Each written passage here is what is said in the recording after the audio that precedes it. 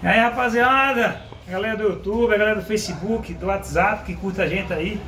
Beleza? Pessoal, hoje estamos com a 160 aqui, beleza? Start. O cliente chegou aqui na oficina. Lembrando, pessoal, que hoje é dia 1º de junho de 2023, beleza? Estamos de manhã aqui na oficina, motocross aqui em São Paulo.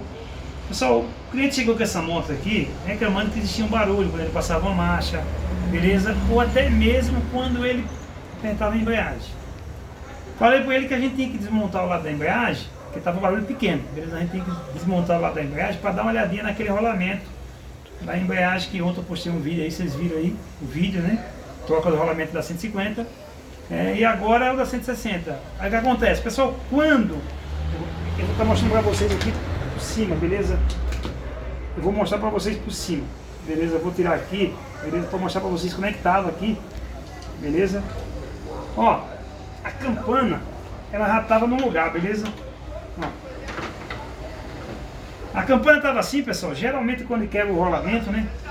Geralmente a gente vai lá e faz o quê?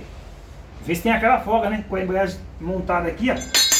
Com a embreagem montada, correto? A gente vê se tem aquela folga. Essa moto aqui, pessoal, quando a gente desmontou, que fez esse teste aí que eu acabei de falar, com a campana, não dava nenhuma folga, nem um milímetro de folga.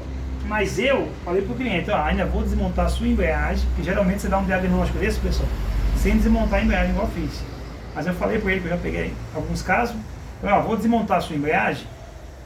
Tem moto que só dá o barulho e o defeito, no caso, quando o defeito é um pouco menos, né? Só dá quando você desmonta. Então encosta aqui para ver meu câmera aqui, ó. E sentir aqui, ó. Ó. Tá vendo? Olha só como se encontra o rolamento aqui, pessoal. Ó. Não sei se tá pegando aqui, ó. Solto, tá vendo aqui, ó? Quebrado, ó. Ó. Vendo aqui quebrado? Beleza, galera? Aí o que acontece? Nesse caso aqui, Evandro, qual é o procedimento a ser feito e tal, né?